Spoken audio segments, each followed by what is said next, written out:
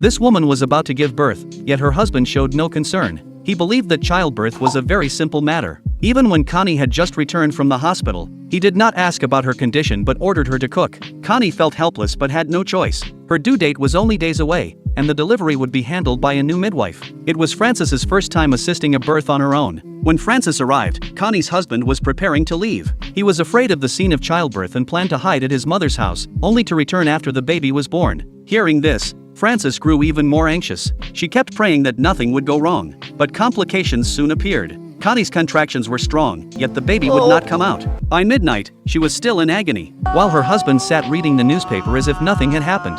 Frances sensed something was wrong. She set up the oxygen machine and suggested that Connie try another birthing position. But Connie felt no relief. That was when she realized Frances had forgotten to switch the machine on. Connie was on the verge of collapse. At last Frances discovered the true problem. This was a compound presentation. Kneading the baby's elbow came out first. She had only read about such a case in books and did not know how to solve it in practice. Connie was helpless, but Frances was the only one she could rely on. By dawn, the baby still had not been delivered. When Connie's husband came back and heard her screams, he ran away in fear. Looking at Connie's weakened state, Frances decided to take the risk. She performed a small cut to help with the delivery. In unbearable pain, Connie used the last of her strength. Finally, her baby was born. Both she and Frances looked at the child with joy. The next day, Frances returned for a home visit. To her shock, Connie's husband was hosting a party. Ignoring his wife who had just given birth, he casually offered Frances a drink, but she refused and reminded him that Connie needed rest. He dismissed her words, insisting that Connie would not mind. Frances went into the room and found Connie crying.